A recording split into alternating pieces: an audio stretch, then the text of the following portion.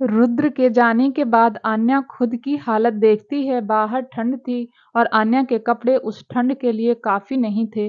वह उदास नजरों से दरवाजे की ओर देखती है और कहती है, मैं लायक नहीं हूँ। हाँ, सही कहा, मैं लायक नहीं हूँ तुम्हारी। क्या किसी की पत्नी बनने के लायक नहीं हूँ? किसी ने मुझे उस लायक ही नहीं छोड़ा। कुछ दिनों के लिए मैं अपनी औकात ही शायद भूल गई थी, जो तुमने एक पल में मुझे याद दिला दी। मैं कैसे भूल गई कि खुशियाँ मेरी ज़िंदगी में कब की रूठ गई हैं। मैंने जो अपनी लाइफ में चाहा वह मुझे कभी नहीं मिला। तुम चिंता मत करो, मैं कभी तुम्हारी पत्नी नहीं बनूंगी। इतना बोलते बोलते वह खुद को घुटनों में समेट कर वहीं बालकनी के एक कोने में बैठ गई। अनजाने में कही गई रुद्र की बातों ने आन्या को अपने अतीत के दर्द से फिर से रूबरू करा दिया था, जिसे वह शायद भूल चुकी थी। रुद्र वॉशरूम से फ्रेश होकर बेड की जगह सोफे पर लेट जाता है, क्योंकि बेड पर आन्या की खुशबू थी जो उसे बेचैन कर रही थी। उसने आन्या से बहुत कुछ कह तो दिया था, लेकिन उसे ना जाने क्यों अब अच्छा नहीं लग रहा था। उसका ध्यान बार बार ना चाहते हुए भी बाहर बालकनी की ओर जा रहा था। वह खुद को बड़ी मुश्किल से उसके पास जाने से रोक रहा था। दोनों की रातें जगते हुए बीतती हैं ठंड से, तो बेचैन रुद्र सुबह जाकर बेड पर सो जाता है। आन्या की खुशबू से उसकी बेचैनी को सुकून मिलता है, जिससे उसे तुरंत नींद आ जाती है। आन्या सुबह जैसे ही उठने की कोशिश करती है, पर उसकी कमर और पीठ में काफी जोर दर्द होता है। वह अपने होंठ को दांतों से दबाकर दर्द बर्दाश्त करने की कोशिश करती है और जैसे तैसे उठकर बालकनी से कमरे के दरवाजे तक जाती है, जो कि खुला था। रुद्र ने रात को ही खोल लिया था। आन्या अंदर आती है तो उसकी नज़र बेड पर लेटे रुद्र पर जाती है, लेकिन वह अपनी नज़र तुरंत उससे फेर कर वॉशरूम की ओर बढ़ जाती है। तैयार होकर आन्या मिरर के सामने अपने मुरझाए चेहरे को देखती है और उसके आंसू छलक जाते हैं। आन्या अपने आंसू पोंछ कर चेहरे पर झूठी मुस्कान लाती है और तैयार होने लगती है। आन्या ने आज आसमानी रंग की हल्की साड़ी पहनी थी, माथे पर बिंदी, हाथ में जोड़ा, गले में रुद्र के नाम का मंगलसूत्र, होठों पर हल्की लिपस्टिक और मांग में रुद्र के नाम का सिंदूर। बस इसी सादगी ने आन्या की खूबसूरती में चार चांद लगा दिए थे। वहीं रुद्र बेड पर लेटे लेटे आन्या की खूबसूरती में एक बार फिर से खो गया था। उसका दिल आन्या के लिए धड़कने लगा था। वह ना चाहते हुए भी उससे नफरत नहीं कर पा रहा था, बल्कि उसकी तरफ खींचा जा रहा था। आन्या तैयार होकर बिना रुद्र को देखे चुपचाप कमरे से निकल जाती है। रुद्र ने उसे रोते हुए देख लिया था और यह बात उसके अंदर हलचल पैदा कर रही थी। वह खुद को आन्या के बारे में सोचने से रोक नहीं पा रहा था। आन्या नीचे किचन में सबके लिए नाश्ता बना रही थी। अब वह सबकी पसंद को समझने लगी थी। डाइनिंग एरिया में अभय, रेहान, दादाजी, तभी शौर्य और आकाश मौजूद थे। आन्या सबको उनकी पसंद का ब्रेकफास्ट सर्व करती है। आन्या बार बार अपनी कमर पर हाथ रख रही थी। उसके चेहरे पर दर्द साफ झलक रहा था। रेहान यह नोटिस कर लेता है और पूछता है, क्या हुआ भाभी, आप ठीक हो? रेहान की बात सुन अब सबका ध्यान आन्या पर जाता है। आन्या अपने दर्द को छुपाते हुए स्माइल करते हुए कहती है, नहीं मैं ठीक हूँ, बस हल्का कमर में दर्द है। या सुन दादाजी कहते हैं, क्या हुआ बेटा, तुम्हें कल रात नींद नहीं आई? चेहरा तो देखो काफी थका थका लग रहा है। आन्या जल्दी से खुद को नॉर्मल दिखाते हुए कहती है, नहीं नहीं दादाजी, ऐसी कोई बात नहीं है। तभी अभय अपनी कॉफी का सिप लेते हुए कहता है, वैसे आज सुबह मैंने जियान को देखा, तो इसका मतलब है कि रुद्र भी घर आ चुका है। जियान रुद्र का पर्सनल बॉडीगार्ड था, जो हर वक्त उसके साथ रहता था। अभय का इतना कहना ही था कि सबकी नजरें अचानक से आन्या की तरफ मुड़ जाती हैं। दादाजी सवालिया नजरों से आन्या से पूछते हैं, क्या यह सच है, वह नालायक वापस आ गया? आन्या दादाजी का सवाल सुनकर आन्या रुद्र के कल के बिहेवियर के बारे में सोचने लगती है। तभी शौर्य कुछ सोचकर मजाकिया अंदाज में कहता है, अच्छा अब समझ आया कि आज भाभी इतनी थकी हुई क्यों है। वहां बैठे सब शौर्य की बात समझ कर मुंह दबाकर हंसने लगे। आन्या को उसकी बात सुन जल्दी से किचन का बहाना बनाकर भाग जाती है। तभी शौर्य पीछे से आन्या को आवाज देते हुए कहता है, अरे भाभी आप कहाँ चली? इस बात पर सब लोग खुलकर हंसने लगे। वहीं रुद्र तैयार होकर चुपचाप बिना किसी से मिले ऑफिस जाने के लिए बाहर आता है। उसके जहन में आन्या का चेहरा अब भी घूम रहा था, जिसके बारे में सोच सोच अब उसे गुस्सा आने लगा था। वह कार के अंदर जाने ही वाला होता है कि एक नौकर उसे रोकते हुए कहता है, सर छोटी मैडम ने आपको नाश्ते के लिए बुलाया है। यह सुनकर रुद्र अपनी आंखें छोटी करके उस नौकर को घूरते हुए कहता है, छोटी मैडम। वह उसकी बात इसलिए दोहरा रहा था क्योंकि आज तक किसी ने रुद्र को इस तरह नहीं रोका था, सिवाय दादाजी के। नौकर अपने कदम डर से पीछे लेकर नजरें झुकाए कहता है, जी सर, सब आपका वेट कर रहे हैं। रुद्र अपने दांत पीसते हुए कहता है, कह दो अपने मैडम से मुझे भूख नहीं है। इतना बोल वह अपने बॉडीगार्ड को चलने का इशारा करता है, लेकिन आज पहली बार जियान उसकी बात ना मान वैसे ही खड़ा रहा। रुद्र जब जियान का कोई रिस्पॉन्स नहीं देखता तो उसे गुस्से में कहता है, अब तुम्हें क्या अलग से इनविटेशन दूं चलने का? रुद्र के ऐसे कहने पर जियान अपना सिर झुकाकर नरमी से कहता है, सर हम नहीं जा सकते जब तक आप नाश्ता नहीं कर लेते, यह मैडम का आर्डर है। आन्या का नाम सुन रुद्र की भौहें तन जाती हैं। आज तक किसी की हिम्मत नहीं हुई है उसे रोकने की, पर आज आन्या ने यह जुर्रत की। रुद्र को अब आन्या पर बहुत गुस्सा आने लगा था। वह सबको एक गंभीर लुक देते हुए वापस अंदर की ओर चल देता है। अंदर आकर वह अपने चेहरे पर गुस्सा लिए तेजी से डाइनिंग एरिया की तरफ बढ़ जाता है। उसके जहन में बस आन्या का खुद पर हुक्म चलाना घूम रहा था, जिसकी वजह से उसने आज सच में आन्या को उसकी औकात दिखाने का ठान लिया था। जैसे ही रुद्र डाइनिंग एरिया में पहुंचता है तो सबको एक साथ इतनी हंसी खुशी नाश्ता करते देख उसे अच्छा लगता है। बहुत समय से उसने अपने परिवार को ऐसे टाइम स्पेंड करते हुए नहीं देखा था, और आज यह देख रुद्र भी शांत हो जाता है। रुद्र अपने दादाजी के पैर छूकर सबको गुड मॉर्निंग विश करता है। दादाजी उसे कुछ नहीं कहते, जिससे साफ पता चल रहा था कि वह उससे नाराज हैं। रुद्र वजह भी जानता था, इसलिए वह उन्हें इस वक्त कुछ नहीं कहता है। रुद्र भी अपनी जगह पर जाकर बैठ जाता है। उसको देख सबको आन्या की कमर का दर्द याद आ जाता है, इसलिए सब हंसने लगते हैं। रेहान मजाकिया अंदाज में कहता है, क्या भाई भाभी ने आपको भी एक दिन में सुधार दिया, वरना आप तो सबके साथ ऐसे नाश्ता करते कम ही दिखते हो। आन्या का नाम सुन रुद्र को एक बार फिर चिढ़ मचती है। वह गुस्से में रेहान को घूरता है तो रेहान डरते हुए अपना नाश्ता करने लगता है। तभी रुद्र के कानों में चूड़ियों की आवाज आती है तो उसकी नजर खुद ब खुद उस आवाज की तरफ चली जाती है। आन्या सामने किचन से हाथ में प्लेट लिए हुए कुछ रुद्र की ओर बढ़ रही थी। उसने बालों में जूड़ा बना रखा था, जिसकी एक दो लट बाहर आकर कभी उसके गालों को सहला रही थी तो कभी उसके होठों से खेल रही थी। यह देखकर रुद्र अंदर ही अंदर पिघल रहा था।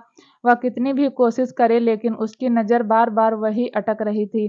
आन्या रुद्र को वहां देख एक पल के लिए ठिठक जाती है, लेकिन फिर खुद को शांत रखते हुए बिना रुद्र पर ध्यान दिए सबको पराठे सर्व करती है। आन्या ने पराठे सबको सर्व किए सिवाय रुद्र को। दादाजी यह देख आन्या से कहते हैं, आन्या बेटा रुद्र को भी पराठे दो। आन्या दादाजी के यह कहते ही अपनी नजर उठाकर रुद्र को देखती है, जो उसे ही देख रहा था। आन्या अपना सिर हाँ में हिलाकर रुद्र के पास आ जाती है। तभी रेहान पराठे अपने मुंह में ठूंस कर कहता है, अरे भाभी आप रहने दो, भाई को यह सब पसंद नहीं। वह तो फिटनेस फ्रेंड हैं, उन्हें क्या पता पराठे का स्वाद। आप उन्हें उबली सब्जी दो। अपनी प्लेट आगे करते हुए रेहान कहता है, आप एक काम करो, भाई के हिस्से का भी मुझे दे दो। रेहान की बातें सुन आन्या मुस्कुराती है और रेहान को पराठा देती है। फिर रुद्र तपाक से उसके प्लेट से पराठा लेते हुए कहता है, यह अनहेल्दी ब्रेकफास्ट तुम्हारे लिए ठीक नहीं है। यह देख रेहान बच्चों जैसा मुंह बनाकर कहता है, भाई मेरा पराठा दो, मैं बिल्कुल ठीक हूँ और दो पराठे ज्यादा खाने से कुछ नहीं होगा। फिर धीरे से खुद में कहता है, आपकी तरह मेरी उम्र थोड़ी ना हो गई है। रेहान की बात रुद्र के अलावा किसी ने नहीं सुनी। वह उसे घूरते हुए कहता है, अगर तुम्हें कॉलेज नहीं जाना तो मेरे साथ ऑफिस चलो। उसकी बात सुनकर रेहान हड़बड़ाकर टेबल से उठते हुए कहता है, अरे नहीं नहीं, किसने कहा कॉलेज नहीं जाना, मुझे जाना है, पढ़ाई सबसे इम्पोर्टेंट है। फिर तविश जो मजे से अपना पराठा खा रहा था, रेहान उसके हाथ से पराठा छीन कर उसे कहता है, ज्यादा मत खा, मोटा हो जाएगा, चल जल्दी, वरना भाई आज मुझे ऑफिस उठा कर ले जाएंगे। रेहान और तविश वहां से जल्दी से निकल जाते हैं, पर जाते जाते रेहान भाग कर रुद्र के प्लेट से वह अपना पराठा लेकर आन्या को हक करके बाय भाभी कहते हुए वहां से भाग जाता है। उसकी इस हरकत पर सब हंस देते हैं, लेकिन रुद्र को रेहान पर गुस्सा आ रहा था। फिर वह आन्या को गुस्से में घूरता है, लेकिन आन्या को उसके घूरने से फर्क ही नहीं पड़ रहा था। आन्या इतनी खूबसूरत दिख रही थी कि रुद्र का मन उसे छूने का कर रहा था। उसका हाथ आन्या के गालों पर जाने ही वाला था कि वह वहां से चली जाती है। रुद्र खुद की हरकत पर शौक हो जाता है। आन्या ने एक बार भी रुद्र को नजर उठाकर न देखने से रुद्र को चिढ़ मच रही थी। आन्या को देखते हुए शौर्य ने रुद्र को देख लिया था, इसलिए वह उसके पास जाकर धीरे से उसके कान में कहता है, न्यूरामेंट ले लो, इससे कमर दर्द जल्दी ठीक हो जाएगा, जाकर भाभी को लगा दो और नेक्स्ट टाइम भाभी को इतना परेशान मत करना कि उसकी नींद ही पूरी ना हो पाए।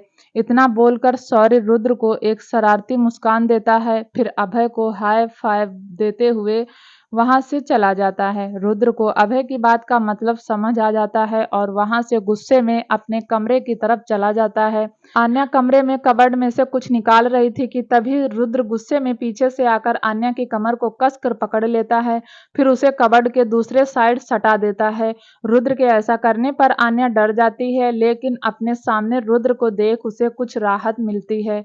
इस वक्त रुद्र का एक हाथ आन्या के कमर पर था और दूसरा हाथ उसके चूड़ियों से भरे हाथ को दबा रहा था। उसकी आंखों में गुस्सा भरा हुआ था। आन्या खुद को रुद्र की पकड़ से छुड़ाने की कोशिश करते हुए कहती है, छोड़िए मुझे। रुद्र भड़कते हुए कहता है, लगता है तुम्हें मेरी बात समझ नहीं आ रही है। कितनी बार कहा है मेरी पत्नी बनने की कोशिश मत करो, लेकिन नहीं, तुम्हें तो यहाँ यह सब करने में मजा आ रहा है। कभी चीजों पर तो कभी मुझ पर। अपना हक जताने की कोशिश, इन सब से भी दिल नहीं भरा तो घर के लोगों को हमारे रिश्ते के बारे में गलत दिशा में लेकर जा रही हो। समझती क्या हो तुम खुद को? तुम जैसी लड़की से मेरा कोई रिश्ता नहीं है। तुम मेरी पत्नी बनने के लायक नहीं हो। तुम्हारी ऐसी औकात नहीं है कि तुम मेरे बगल में खड़ी भी हो सको या मैं तुम्हें छू सकूं। यह सब कहते वक्त रुद्र की पकड़ आन्या के हाथ पर इस कदर मजबूत हो गई कि आन्या का दर्द अब आंसू बनकर बाहर आने लगा। लेकिन रुद्र की बातें उसे ज्यादा तकलीफ दे रही थी। उसकी बातें आन्या को अंदर से तोड़ रही थी। आन्या दर्द भरी आंखों से रुद्र को देख तेज आवाज में कहती है, तो फिर दूर रहो मुझसे। यूं बार बार मेरे करीब आकर मुझे याद दिलाने की जरूरत नहीं है। इतना बोलकर वो रुद्र को खुद से दूर करती है और कहती है, मैं नहीं बनना चाहती थी आपकी पत्नी। आपने मुझसे जबरदस्ती शादी की है और शादी के तुरंत बाद रिश्ता मानने से इनकार भी कर दिया। तब भी मैंने कोई शिकायत नहीं की, पर आपका मुझे बार बार याद दिलाना मुझे बोलने पर मजबूर करता है। मैं चुप हूँ, इसका मतलब यह नहीं कि मुझे आप कुछ भी सुनाकर चले जाएंगे। इतना बोलकर वो रुद्र को देखती है जो उसे गुस्से में बोल रहा था, जिससे आन्या को और गुस्सा आ जाता है। वह आगे कहती है, अरे नहीं, मेरी हैसियत आपके खानदान में आने की नहीं है तो ठीक है ना, तो मुझे जाने दो अपने घर। आपने खुद मुझसे 1 साल का कॉन्ट्रैक्ट साइन करवाकर मुझे बांध कर रखा है। आपने कहा था कि मैं इस घर की बहू बन सकती हूँ, तो बस वही फर्ज निभा रही हूँ। तो क्या गलत किया? और रही बात हमारे रिश्ते की, सबको सच्चाई बताने की, तो मैंने किसी से कुछ नहीं कहा है और ना मुझे आपके बारे में कहने की जरूरत है। आप मेरे लिए सिर्फ एक अजनबी हैं, जिसके साथ रिश्ता होकर भी नहीं है। आप भी दूर रहें मुझसे। आन्या ने रुद्र को यह सारी बातें एक सांस में कह दी थी।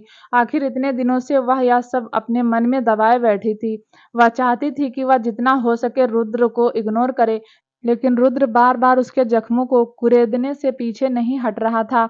रुद्र तो हैरानी और असमंजस के मिले जुले भाव लिए आन्या को देख रहा था। आन्या ने एक नजर रुद्र को देख फिर वहां से चली गई। उसके चेहरे पर गुस्से के भाव के साथ साथ दर्द भी था। वह तो बस आन्या को जाते हुए देखते रह गया। आज तक शायद ही किसी ने रुद्र से इस लहजे में बात की थी। आन्या की बातें सीधा रुद्र के दिल पर असर कर रही थी।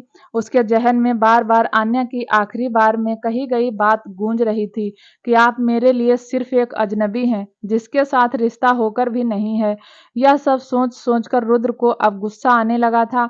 उसके मन में यही था कि वह उसका पति होकर भी उसके लिए अजनबी है, क्योंकि उसके दिल में कोई और है। रुद्र कहने के लिए आन्या को कुछ नहीं मानता था, लेकिन आन्या की बातें, उसका ना होना उसके लिए मैटर करने लगा था, जिसका पता उसको अभी तक नहीं था। वह गुस्से में आन्या के पीछे जाता है, तब उसका फोन बजता है, जिसे देखकर वह वहां से सीधा अपने ऑफिस के लिए निकल जाता है।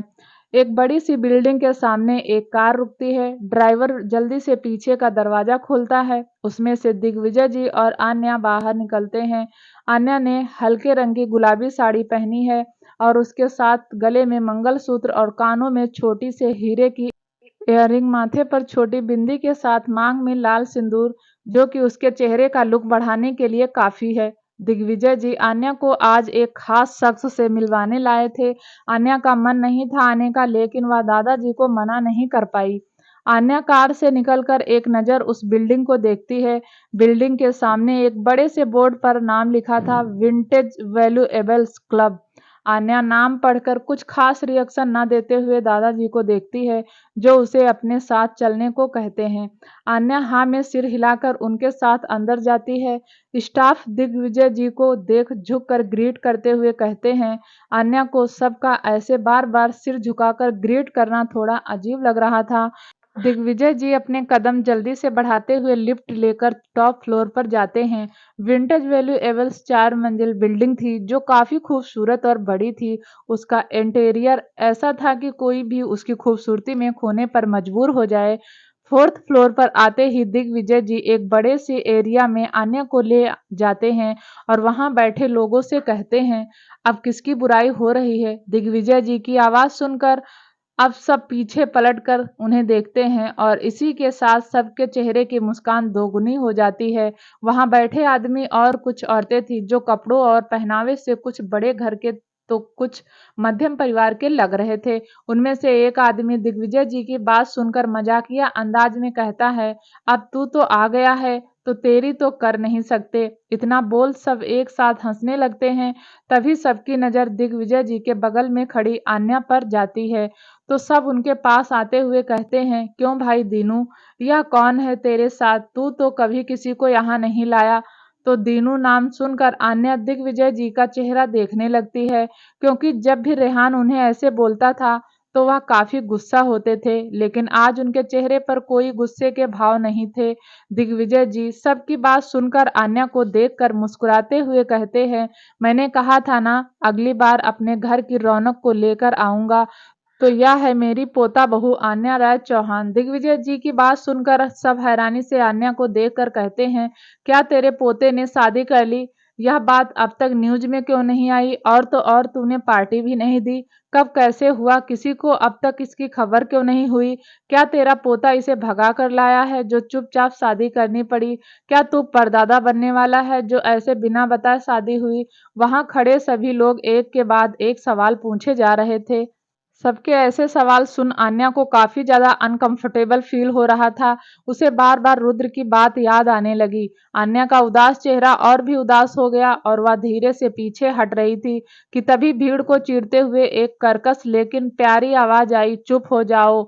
आवाज सुन सब पीछे मुड़कर देखते हैं तो एक लेडी जो करीब 70 साल की होगी, बाल सफेद, चेहरे पर उम्र का तकाजा, लेकिन चेहरे पर गजब का तेज, सिल्क की क्रीम कलर की साड़ी के साथ गले में मोतियों की माला। यह थी सियाता मेहता, मेहता परिवार की हेड और दिग्विजय जी की सबसे अच्छी दोस्त। वह अपनी पारखी नजरों से आन्या को देखते हुए उसके सामने खड़ी होकर मुस्कुराते हुए आन्या का गाल प्यार से टच करते हुए कहती है, अरे भाई, कब क्या कैसे हुआ यह सब छोड़ो, देखो तो कितनी प्यारी बहू मिली है दिग्विजय को।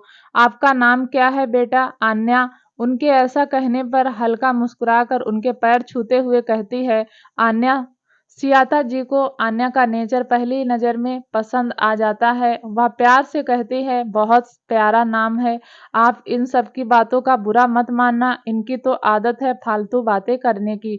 सियाता जी के ऐसे कहने पर सबका मुंह बन जाता है। दिग्विजय जी के चेहरे पर प्राउड स्माइल आ जाती है। सियाता दिग्विजय जी को स्माइल करते देख कहती है, वैसे मान गए तुम्हें बहू भी नंबर 1 की और अब पोता बहू भी नंबर 1 है। दिग्विजय जी रहस्यमय मुस्कान के साथ कहते हैं, तो फिर शर्त की बात मत भूल जाना। सियाता जी दिग्विजय जी को घूर कर देखते हैं, फिर आन्या को एक एक करके सबसे मिलवाती है। यह जगह एक क्लब थी, बिल्कुल अपने नाम विंटेज वैल्यूएबल्स क्लब के जैसी। यहाँ दिग्विजय जी के वह सारे साथी आया करते थे जो बचपन से जवानी तक उनके साथ ही रहे, और वक्त और जिम्मेदारी में खुद के लिए समय नहीं मिला, इसलिए अब यहाँ सब इकट्ठा होते थे और बातों के साथ में हर पल को जीते थे।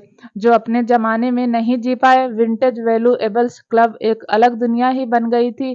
कुछ लोग तो यहाँ रहते भी थे, क्योंकि घर में वह सुकून नहीं था जो यहाँ मिलता था। आन्या खुशी खुशी सबसे मिलती है, सबको आन्या एक ही नज़र में भा गई थी। सब दिग्विजय जी की तारीफ करते नहीं थक रहे थे। दिग्विजय जी भी अपना सीना चौड़ा करके सबको देख रहे थे। कुछ ही पल में सब आपस की बातों में मशगूल हो गए। सबने आन्या को अपने पुराने दिनों की बातें बताई, जिसे सुनकर आन्या कभी हंसती खिलखिलाती तो कभी मुस्कुरा देती थी। कुछ पल बाद आन्या क्लब देखने के लिए निकल गई, तभी अचानक से वह किसी से टकरा जाती है।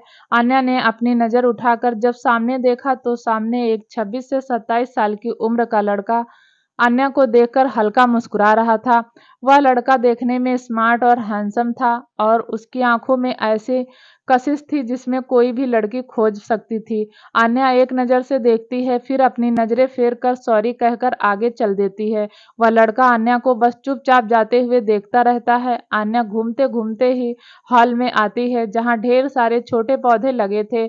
उस जगह को काफ़ी खूबसूरती से सजाया हुआ था। यह जगह आन्या को काफ़ी पसंद आती है, क्योंकि उसे बचपन से नेचर से प्यार था।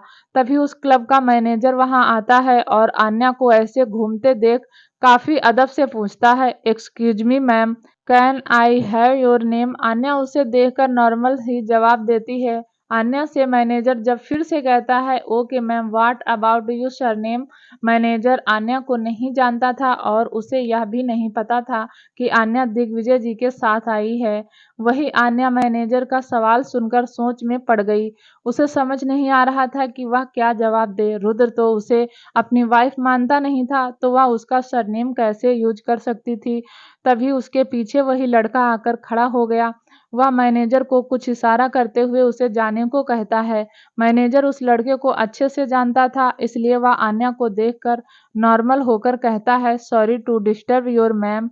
इतना बोलकर वह मैनेजर वहां से चला जाता है, लेकिन आन्या के दिल में वह एक सवाल छोड़कर जाता है, जिसे सोच आन्या उदास हो जाती है और गुमसुम सी वहीं बेंच पर बैठ जाती है। वह लड़का आन्या को बड़े गौर से देख रहा था। आन्या के चेहरे की उदासी उससे छुप नहीं पाई। वह कुछ सोचकर जल्दी से वहां से चला जाता है और 2 मिनट से कम समय में वापस आता है और आन्या से थोड़ी दूर बनाते हुए वह बैठकर उसे एक कॉफी कप पास करता है। आन्या कॉफी को देखकर अपने बगल में देखती है, तो यह वही लड़का था जो उससे अभी टकराया था और अभी वही उसे कॉफी दे रहा था। आन्या उसे असमंजस में ही देखती रहती है, तो वह लड़का उसकी तरफ स्माइल करते हुए उसे कप लेने का इशारा करता है। आन्या कप ले लेती है। वह लड़का आन्या को देखकर कहता है, वैसे आपकी एक क्लब में आने की उम्र कुछ जल्दी नहीं है, क्योंकि यह क्लब खासकर ओल्ड के लिए था। आन्या कॉफी की सिप लेते हुए उस लड़के को बिना देखे कहती है, मेरा भी सेम थॉट है आपके बारे में। आन्या की बात सुनकर वह लड़का हल्का मुस्कुराते हुए कहता है, अरे नहीं, मैं इस क्लब का मेंबर नहीं हूँ, वह तो मैं अपनी दादी को पिक करने आया था। आन्या कहती है, मुझे नहीं लगता मैं आपकी दादी हूँ, आपको चश्मे की जरूरत है। वह लड़का आन्या का सीधा जवाब सुनकर सोचते हुए कहता है, आपने सही कहा, आप मेरी दादी नहीं हैं, क्योंकि वह आप जैसी नहीं है। यह बोलते हुए उस लड़के की आवाज में एक अलग ही भाव थे। आन्या अपने भाव उठाते हुए सवालिया नजरों से कहती है, आप मुझे जानते हैं? लड़का और कुछ शरारती मुस्कान के लिए कहता है, नहीं, पर मैं जानना चाहता हूँ। आन्या उसकी बात किस डायरेक्शन में जा रही थी यह भांप कर कहती है, जानने के लिए बहुत देर हो गई। फिर अपने मंगलसूत्र की तरफ इशारा करते हुए आगे कहती है, यहाँ नो एंट्री और थैंक्स फॉर कॉफी। इतना बोल आन्या उठकर जाने लगती है, तो वह लड़का फिर से कहता है, उस हक से नहीं तो फिर दोस्ती के नाते तो जान ही सकता हूँ। उसकी बात सुनकर आन्या अब पलट कर उसे देख अपनी भौं उचकाते हुए कहती है, दोस्ती, वह भी अजनबी से? वो लड़का स्माइल करते हुए उठता है, फिर आन्या के पास सामने खड़ा होकर बड़े अदब से कहा, था। आजकल दोस्ती अजनबियों से करने में ही फायदा है, अपनों से तो दुश्मनी हो जाती है। वैसे मेरा नाम विक्रम मेहता है। फिर अपना हाथ आगे करके कहता है, क्या आप मुझसे दोस्ती करेंगी? विक्रम के पूछने पर आन्या बस उसका चेहरा ही देखते रह गई। उसकी आंखों में जो सच्चाई थी उसे देख आन्या उसे मना नहीं कर पा रही थी, इसलिए वह कुछ सोचकर कहती है, मेरा नाम आन्या है, और रही बात दोस्ती की तो मैं सोचूंगी कि आप उस लायक हैं या नहीं। इतना बोलकर आन्या वहां से जाने लगी तो विक्रम उसे आवाज देते हुए कहता है, मुझे इंतजार रहेगा, ऐसा मत करना कि मैं इस क्लब का मेंबर बन जाऊं।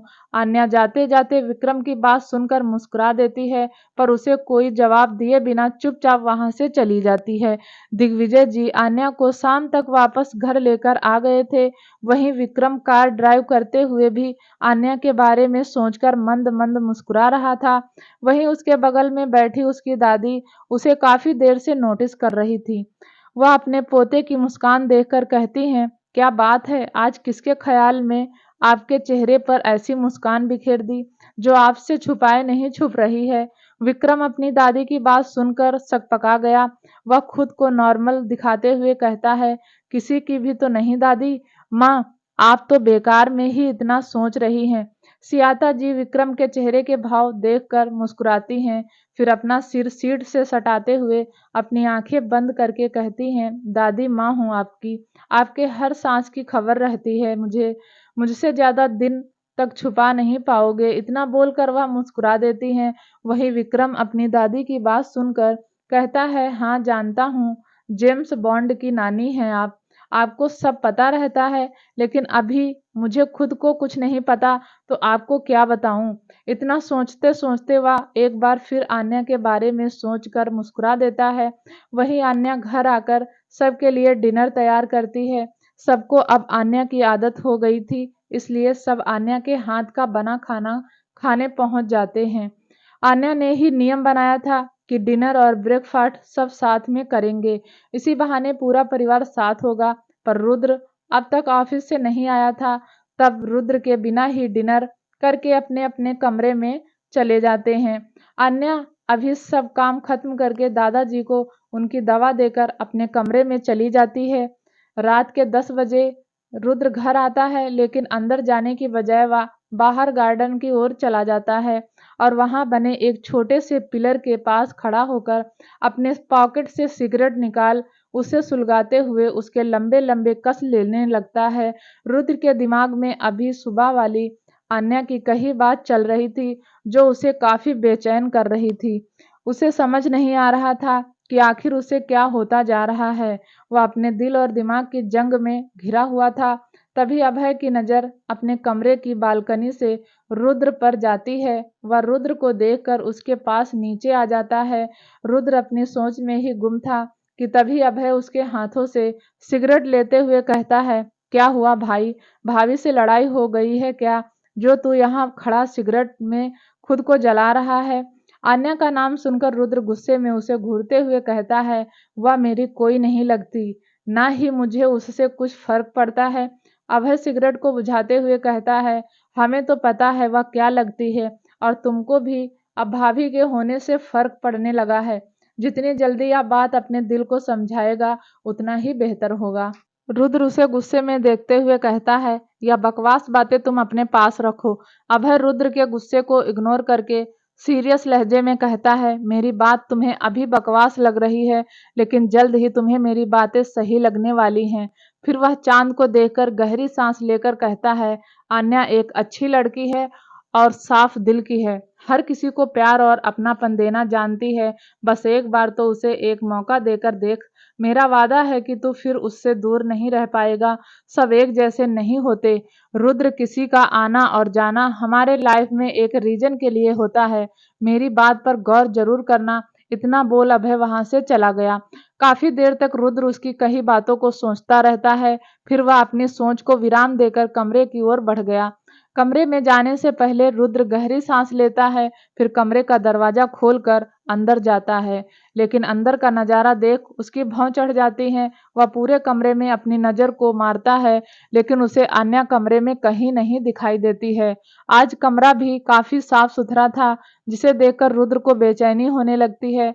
वह वॉशरूम और कवर्ड एरिया में भी चेक करता है, लेकिन आन्या वहां भी नहीं थी। तभी उसकी नजर बालकनी में जाती है। वह अपने कदम बालकनी की ओर बढ़ा देता है। आन्या बालकनी में लगे एक स्विंग चेयर पर एक पतले से कंबल में खुद को लपेटे बड़े आराम से सो रही थी। उसने खुद को उस चेयर पर एडजस्ट कर लिया था, जिससे वह उसमें सोते हुए बिल्कुल छोटी बच्ची लग रही थी। रुद्र आन्या के पास आता है और उसे ऐसे सोते हुए देखकर रुद्र के चेहरे पर एक छोटी सी स्माइल आ जाती है। वह लग ही इतनी प्यारी रही थी, लेकिन तभी रुद्र को अपनी गलती और अपनी बातें याद आती हैं, जिसकी वजह से आन्या यहाँ ऐसे सो रही थी। वैसे तो घर में बहुत से खाली कमरे थे और आन्या किसी भी कमरे में सो सकती थी, लेकिन वह बाकी सबको क्या जवाब दे, खासकर दादाजी को, जिन्होंने अपने पर पोते तक के सपने देख लिए थे। सब आन्या को रुद्र के दिल में जगह बनाने के लिए नए नए तरीके बताते। आन्या सबकी बात हंसकर मान लेती, लेकिन कभी रुद्र को नहीं जाहिर करती थी, ताकि वह उसे गलत ना समझे। रुद्र झुककर ब्लैंकेट लेकर उसे ठीक से उठाता है, फिर उसके चेहरे पर आ रहे बालों को अपनी उंगली से साइड करते हुए उसे ध्यान से देखता रहता है। तभी आन्या अचानक से पलटती है, जिससे रुद्र डर जाता है कि कहीं उसकी चोरी पकड़ी न जाए। जल्दी से नीचे बैठ जाता है, जिससे आन्या उसे देख ना पाए। लेकिन कोई हलचल न होने पर रुद्र धीरे से वापस उठता है और फिर से सोते हुए आन्या को देखने लगता है। रुद्र को पता ही नहीं चला कि वह कितनी देर तक उसे ऐसे ही देखता रहा। आन्या इन सारी बातों से बेखबर आराम से सो रही थी। रुद्र सुबह जिम के लिए रेडी होकर जाने ही वाला था कि उसकी नज़र बालकनी की ओर जाती है। उसे देखकर थोड़ा आश्चर्य होता है, क्योंकि आन्या बालकनी में थी ही नहीं।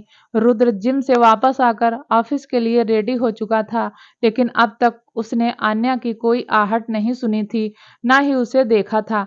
वह नीचे आता है तो उसकी नज़र डाइनिंग एरिया पर जाती है, जहां पर सब बैठे एक साथ नाश्ता कर रहे थे। रुद्र भी उन सब की ओर आ गया, लेकिन वहां भी उसे आन्या कहीं नजर नहीं आई। सब रुद्र को मॉर्निंग विश करते हैं और अपने अपने नाश्ते में लग जाते हैं। रुद्र की निगाहें ना चाहते हुए भी सिर्फ आन्या को ढूंढ रही थी। यह देख सौरी शरारती लहजे में कहता है, पता है मेरी नेक्स्ट फिल्म का एक गाना है जो किसी पर इस वक्त बहुत सूट कर रहा है। तविश अपने नाश्ते का बाइट लेते हुए कहता है, कौन सा? सौरी रुद्र को देख कहता है, अरे नाम बताकर मजा नहीं आएगा, गाकर सुनाता हूँ। फिर अपना गला साफ करके गाना शुरू करता है। तरसे तेरी आंखें दिल के पास में, कैसी अनजनी एक रह पे मन ढूंढे है।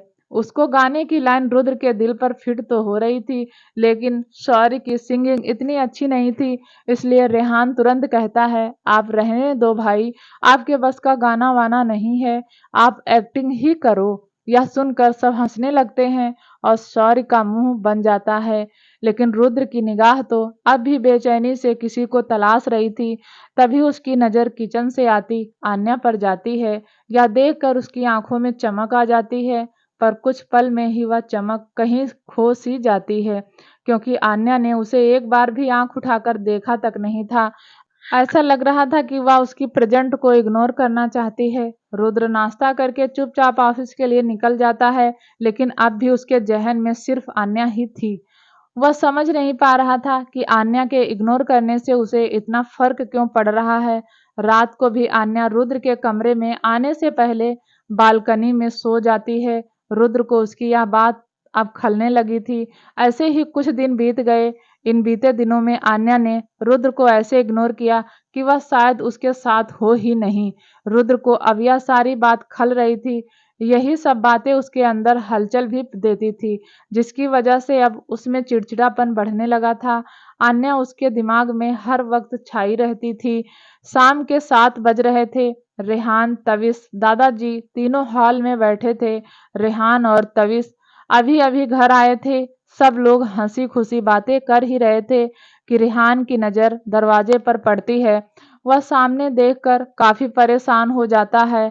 हड़बड़ा कर उठते हुए कहता है, भाई रेहान के हाथ में जो पानी का गिलास था वह उसके हाथ से छूटकर गिर जाता है, जिसकी वजह से सब उसे देखते हैं और उसकी नज़रों का पीछा करते हुए सामने दरवाजे की ओर देखते हैं तो हैरान परेशान हो जाते हैं। आन्या के तो कदम ही लड़खड़ा जाते हैं।